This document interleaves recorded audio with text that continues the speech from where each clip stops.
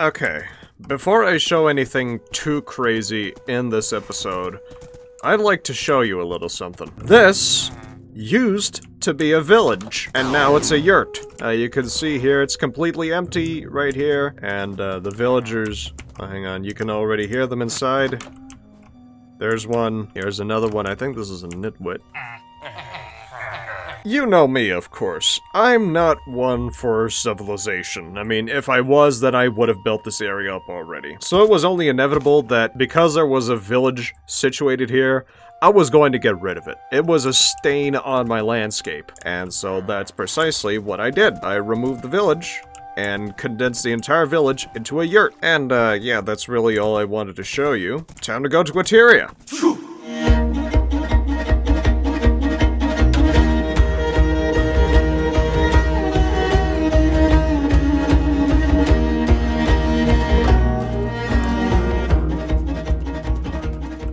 Let's just tie it to the mailbox. Alright.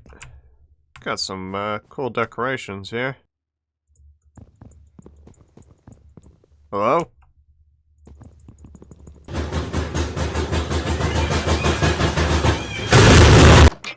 Me? Oh, Shava Khodorishishka. I've come here to check out your parliament building here. Mova Teriskin. Me. Welcome to the National Government Complex of Mikaki, right here in Mikaki Province. It's the capital city of Aterian. Right now, you're here at the foyer. Under you is the coat of arms of Aterian. Yeah, it looks pretty good. There's some history to it, but that's for another time. Now I want you to look at the top. You notice the three horizontal lines that curve on top. Oh yeah, I see them. Yeah, the arches. These arches, they allude to the separation of powers here in Aterian that is provided by the Constitution. And the Constitution is here. It's not finished, but you can read through an unfinished version of it, but it's all in Aterian, so... Yeah, Pien statud reshepoltiateri belich luini ninapat mitich zahishna Zoro Vidnovasnos can't read a damn thing. Human dignity is inviolable and it's the duty of all state authorities to protect it. Right. It's a foundational statute that forms the foundation of this very republic. You can see the signs behind you, the 5 signs. These are, some people call them values, but they are pretty much more watchwords, if anything, for the conduct of government. There is a practice in Aterian to put whatever you value, whatever you have, whatever that makes the place at the entrance. Okay, so if I made like a really big yurt, I could have like beer as a singular sign right It's not here. really that popular in Mikaki province, but I've heard people doing it in Lusa province. Right. These are the seating which goes to this staircase that goes to level 2, but here's a civil defense shelter in case if there's an air raid, you can go in there and die, because this shelter isn't even fucking effective. No, it's just a wall, and it's also closed from the inside. Yes, it's a glitch, a technical glitch. It's a feature. No, it's a design flaw. So this is the Republican Council of Aterian. It's our legislature, and this is where I sit because I'm the speaker. and this is where the representatives of the council sit. Could I theoretically sit here? Yes, all citizens of Aterian have the right to participate in the council. If you want to speak in front of the entire council, you can come here, and this is the podium. Alright, the podium. I'm very exposed here. On purpose. So pretend you're giving a speech to the council. Alright. Members of the council, I have no idea what any of you are saying, so you could please speak to me in, like, human language, that'd be great. Thank you. Congratulations, you participated in one procedure in this council, and if you look above you, there are these item frames, right? This is the apparatus of our voting system here in the council. Votes will be cast through these item frames, through blocks. So you'll notice there's no item frame. It's because I cannot vote, because I'm the chancellor. Yeah, you can only propose laws, but I cannot pass them unless there's only 1 or 2 people in council, in which I can vote. I feel like this reminds me of a certain country, but I can't put my finger on it. And this council also has the right to remove me from power. Oh. Here in Parliamentary Archives, there's our server. Please don't piss on it. And behind you are supposed to be law books. Basically, this is the library of laws. In Aterian, it's called the Archives Zakonchina de Jafni, the state law repository. Seems like it's currently anarchy. It's not, because right now, physical laws aren't written yet, but there are a set of laws that have already been written and passed, but are currently online. And if you come here, this is the spectating room. This is where citizens that don't participate in the council can watch parliamentary proceedings, and this is the registration booth. This is our court, the Supreme Court of Ateria. You can be tried here without being a citizen, as long as you violate the Aterian law and have done it within Aterian jurisdiction, or if the law applies to universal jurisdiction, then you can be tried here. So if you committed crimes against humanity in, for say example, Adamakh, I can still try you here, despite you committing the crime in Adamakh, because this state has the duty to uphold human dignity. Hang on.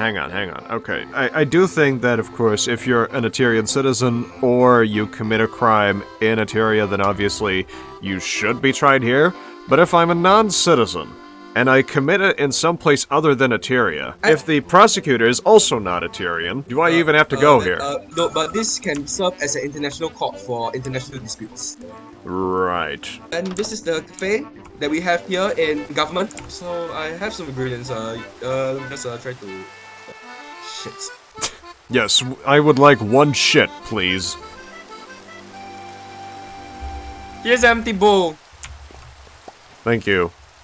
New recipes unlocked.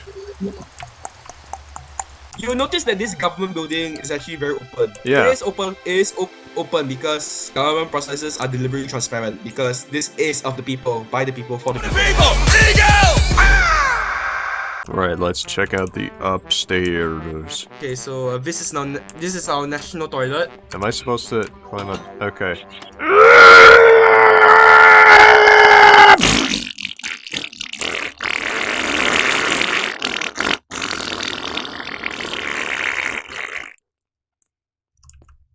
Okay, and then flush that.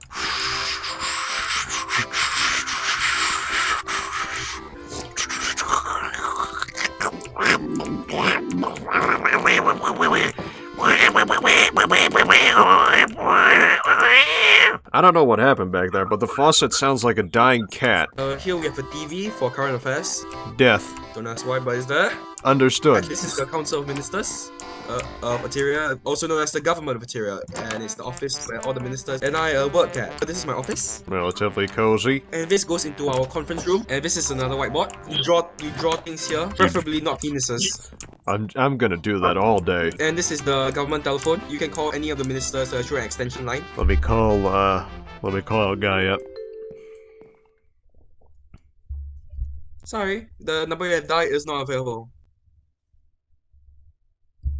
I don't know how numbers work. This is the police, the Manashase of Ateria, Nausea 3E. This is the National Police Force of Ateria. It is also our de facto military. Right. It's also responsible for government documents. So if you witness anything or you want to write a document, you can come here. And this is the detention center.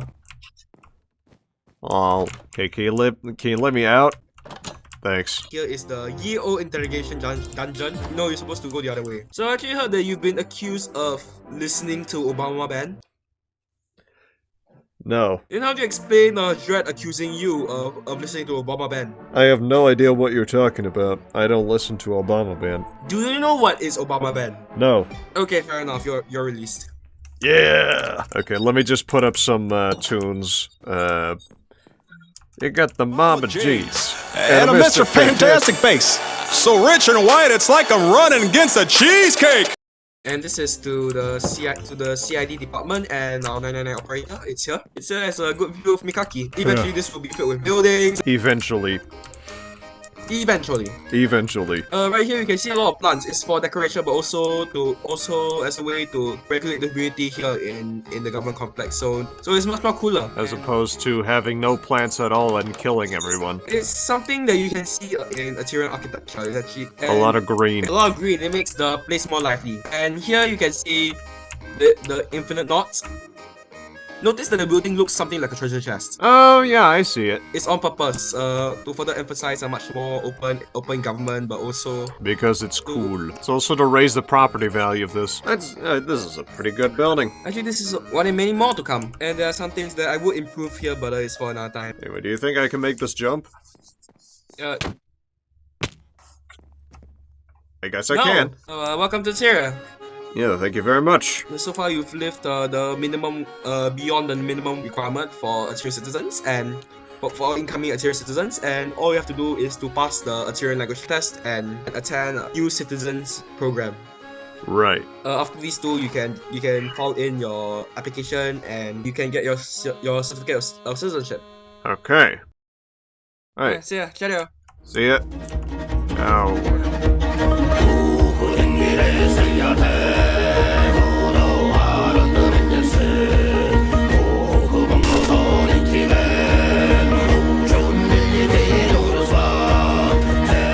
Yes. We're approaching Maracoa. You can see a little something there. That's my banner. And this is a bus stop. This is the stop Maracoa, and this direction goes to Adamakh, and this goes to Midel Village. And you can kind of see it on the map here where everything is going. So Midel is one of the terminuses. Termini. These are all in Adamakh, and the rest of it is just outside of it. So to that end, I built 2 bridges, and one of them is right here. I feel like that should be a proper disclaimer. This is Billy May's Midel Bridge, and with that you enter Midel Skull. Keep saying Skal. I think I'm just gonna say it's Skull.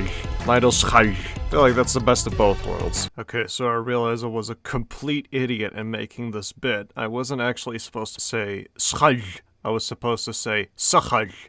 Or Sakhal. Just wanted to make that correction, but I'm gonna use it throughout the video, and I don't want to correct it all. Alright, and here's something funny. At the Midel bus stop, you don't go straight ahead.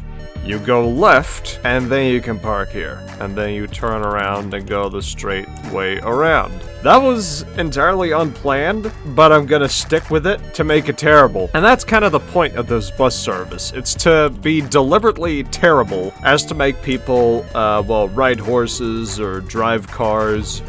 Because I have expressed my interest in cars before. And the only reason I wouldn't really do it is because, well, I'm Mongolian. So why the hell would I drive? But I do have the closest thing possible, and that's a horse. Of course, this stallion right here is Yavsho, my transport horse that can get me from A to B. Here, of course, is my Adamakhian yurt that you probably saw in the last episode. But yeah, even my little yurt has a bus stop in the form of Adamakh town. But then you ask, well, where do I store the buses? Where do I make them stop? Well, this is a scuffed little bus terminal that Isaac made. I still need to change these. I haven't been here in a long while. This is the depot. This is where my one and only, like, on the server bus is going to be. I haven't built it yet, but I do have a design. And yeah, from there it just goes past Traveler, and it goes into Laguna Sky. And as you can see here, you can kind of follow the road as it snakes a bit through. But eventually, you'll arrive at the second bridge that I built, which is, well, doesn't really have a permanent name. I just named it Laguna Nordenack Bridge because this is Nordenack Sky, and it's obviously a bridge to Laguna Sky. Yeah, that's probably what it's going to be named. I might need a more creative name for it. Suggest it in the comments below. And this is the other terminus where you keep right. Adamakh, and you just turn around here and go back. Now, the main point of this is to have a road network across Adamakh, because before, there weren't any roads. These roads that I just went on, they're all mine, with some outside help, but I primarily dug them, and mainly the point of it is to just have roads that I can go on with my horse. Not that Adamakh was the hardest country to navigate through, but having a road to places does make it feel like everything's more properly connected, and my horse can just go places more conveniently, just sticking to a single trodden path and going on his way. And right here is the other line where the bus just kind of goes in here and uses this to turn around. Just goes past the faculty buildings and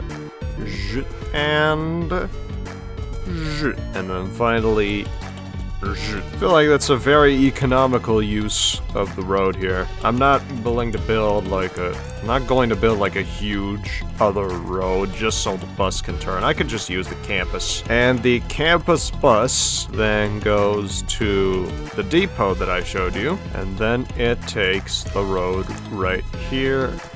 Smashes the Gutpenheimer sign. Great movie, by the way. And then goes on the Grand Boulevard. Avoids pretty much all the residential destinations, except for one, and then goes on the shitty little road. This was always here, because this leads to a predetermined destination that really required a road. And right over there is the hamlet of Sokoka. We've arrived at one of my other terraforming projects that I did with Isaac, which is this descending road which leads to this bus stop in Tolokan. I don't know how you pronounce that, but I pronounce it Tolokan. It's got the poles, it's got the bridge. Yeah, this is the other Tolodek, and just goes right here, barges into the village, with no consideration for its inhabitants. It just goes right on through, and this is the other terminus. And this stop serves the military base. The military base. You know, as Johnny has been here before, I don't think it's that crazy to just mosey on in. Got these cool tanks, got everything it needs. It's got this little thingamajig. Goes right here, don't mind me, just trespassing. But this little trek here is the start of a little feud. It's not really a proper feud per se, but it is a grudge that I held against the conglomerate. So this is Tolokan Station, and I decided, hey, Isaac, let's race. Adamakh Seashore Lines versus my horse. Which one of us would win? And by no surprise, the horse won. Yavsho won against the train, and I'm really proud of that. I think I went on the road and he went on the tracks. I don't know how direct the route is, but either way, I didn't really consider it fair game to have, like, separate roads for the challenge. So I figured, let's challenge on the same exact track. Because, well, in theory, you can just use these railroads as a regular road. There's nothing stopping me from just doing this beyond bureaucracy. And I don't even know what that word means, go figure. We raced each other. I think it was from Adamakh Grand Boulevard to AMU, and I won. On the same track, by miles. And I basically went this way from the boulevard to AMU. Yeah, the height's a bit of an issue, but losing a little bit of health isn't the worst thing in the world. And so that prompted Isaac and I to ask as Johnny, hey, let's race horse versus conglomerate. And that's also precisely what we did. We did the segment, I think it was Scavenger City to Gutpenstein Hauptbahnhof, and I still won that by a long shot, even though they had 6 seconds advantage. So either way, whichever way you look at it, I win the race. Yavsho wins the race. Against the seashore lines or against the conglomerate, the horse is faster. And I think Bob would also be faster, given a little props. So really, it's a question of autonomy. It's a question of whether or not you want to hold the W key and move your mouse around for the entire time that you're writing. And I mean, I drive a car, and I like it.